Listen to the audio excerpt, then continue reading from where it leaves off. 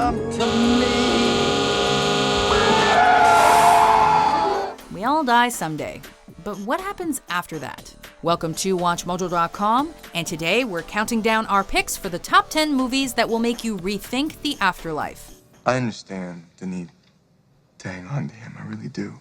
But this is absurd. I know this seems absurd, but it had to be real. For this list, we're looking at films that provide distinct on-screen representations of the afterlife and force you to consider your own expectations regarding life after death. Drowning. He dived into the water and it didn't matter how hard he tried to get back to the surface, he couldn't. That's right, isn't it? Not even close.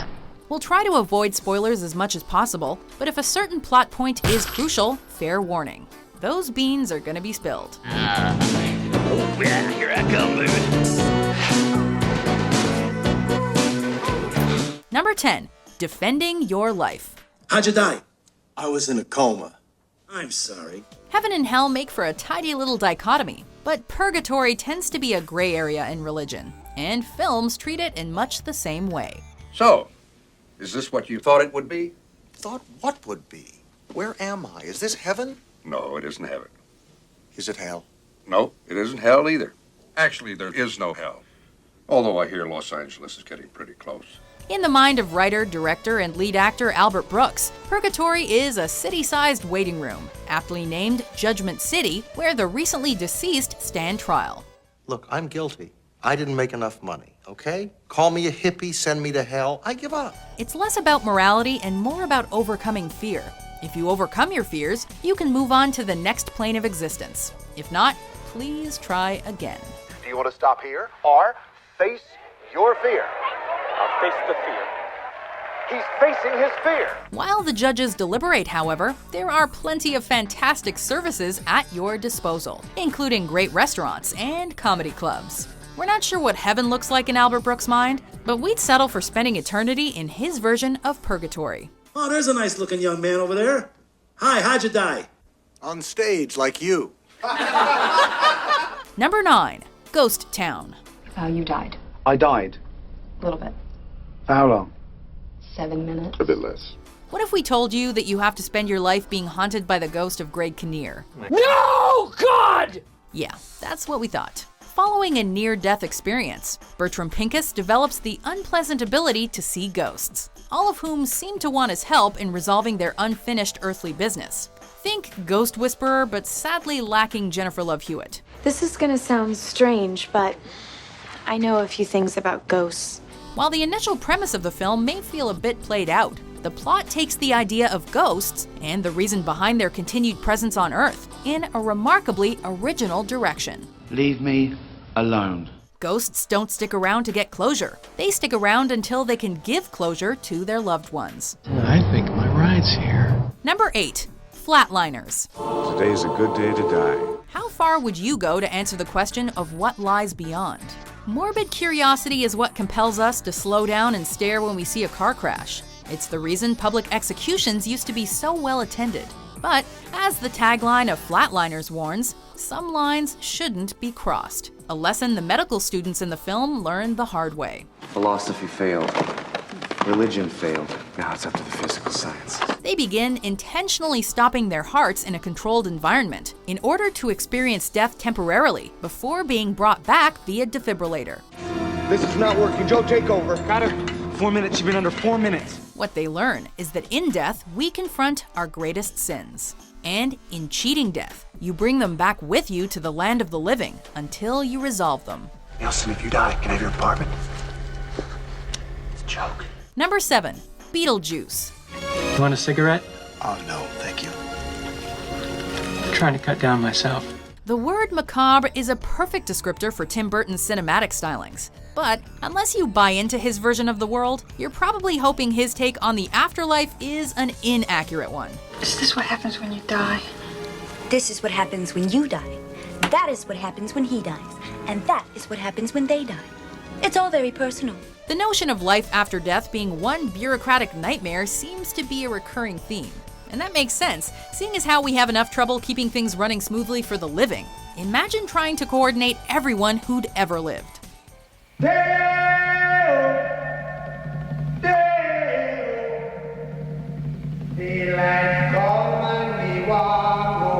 It's cute, Delia. Beetlejuice actually makes Afterlife as a ghost look like a lot of fun. No one likes seeing new owners move into their old home, and terrifying them would be an absolute pleasure. I've seen The Exorcist about 167 times, and it keeps getting funnier every single time I see it.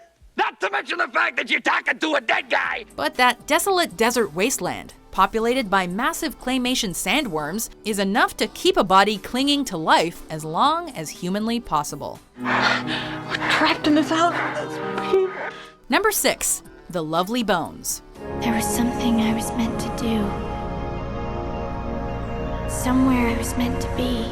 If there's one thing that Peter Jackson knows his way around, it's special effects. He's also clearly got a fascination with the undead and the afterlife, an idea he also explored in his 1996 horror comedy, The Frighteners. I got myself a nice little grave up there at the cemetery. But in his 2009 film adaptation of the best-selling novel, Peter Jackson takes us into the in-between, an otherworldly transitional space between heaven and earth, where Susie Salmon, played by the talented Saoirse Ronan, comes to terms with her fate. I wasn't lost, or frozen, or gone. I was alive.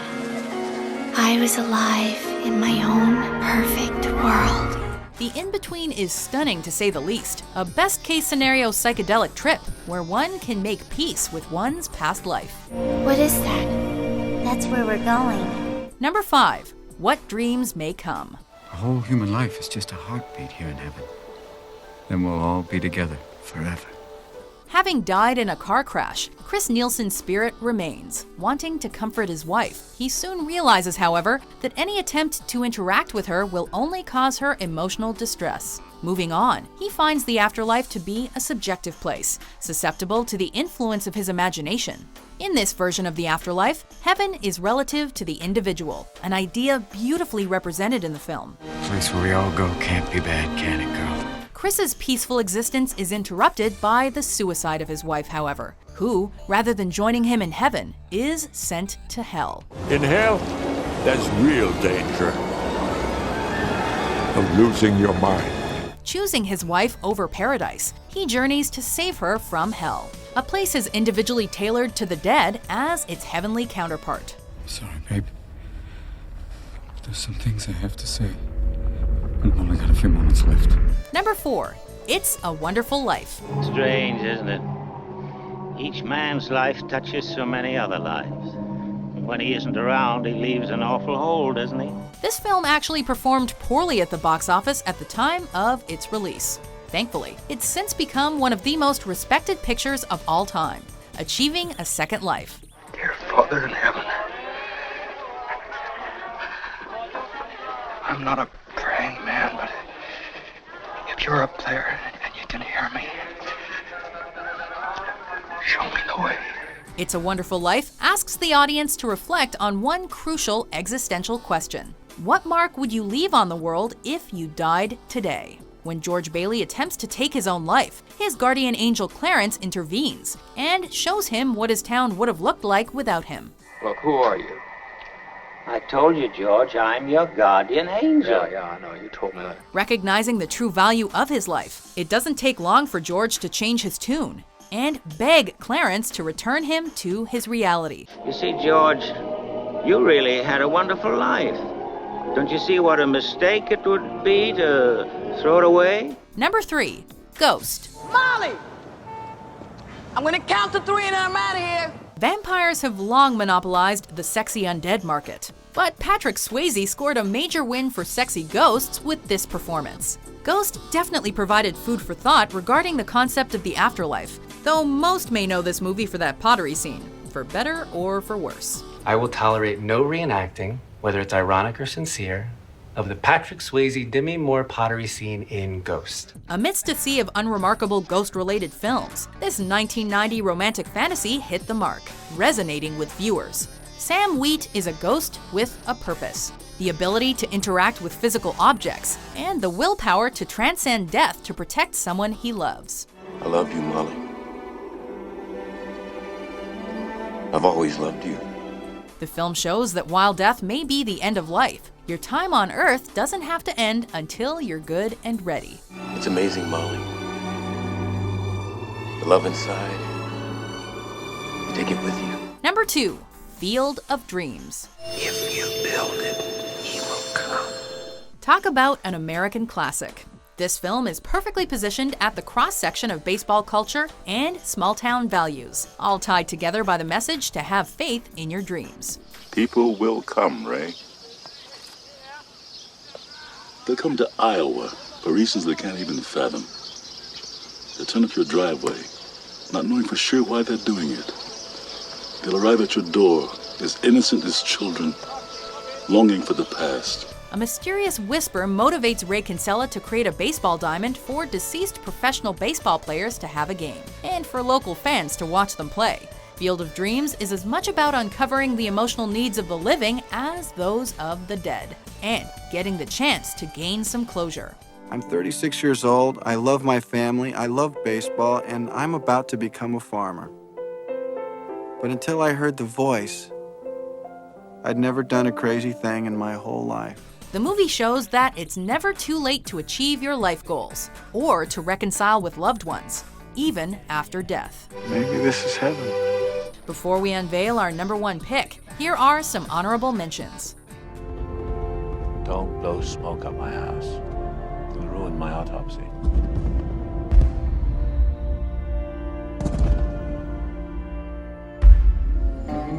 I think she cried at my funeral. I don't mean to brag about it or anything, but pretty sure she did. Sometimes I can picture her talking about me to some guy she feels really close to. You're never gonna see him again, you know? How they lowered me into the grave all pathetic and shriveled up. You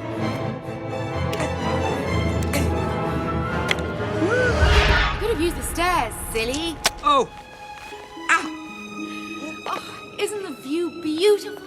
It takes my breath away. It's a little bit hard to explain. So basically, when you die, the spirit leaves your body. Actually, at first you can see all your life like reflected in a magic mirror, and then you start floating like a ghost. And you can see anything that's happening around you. You can hear everything, but you can't communicate with the world of the living. Rest a moment. Let it set a bit. Had a weird flash just then. What? I don't know, I've been having them recently. You know, you look like an angel, Louis. Like an overgrown cherub. Number 1, The Sixth Sense. I see dead people. Ending with one of the greatest plot twists in film history, M. Night Shyamalan's The Sixth Sense makes you rethink not only the afterlife, but also life itself, and the thin line that separates the two. He always puts some like awesome twist at the end of his movies to trick the audience. Oh, yeah, like in The Sixth Sense, you find out that the dude in that hairpiece the whole time, that's Bruce Willis, the whole movie. That's not the twist. That's not the twist of that movie. That wasn't the twist? No.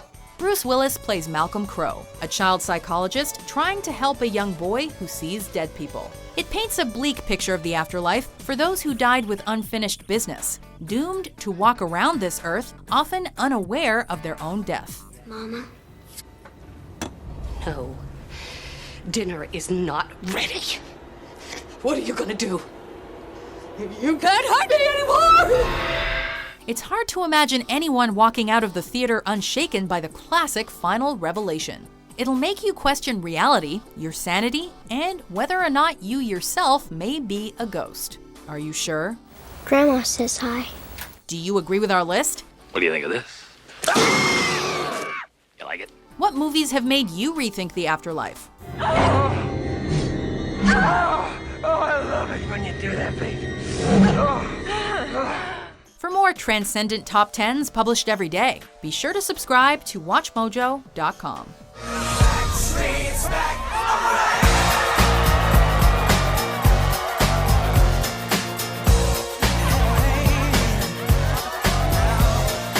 Oh my God, we're back again.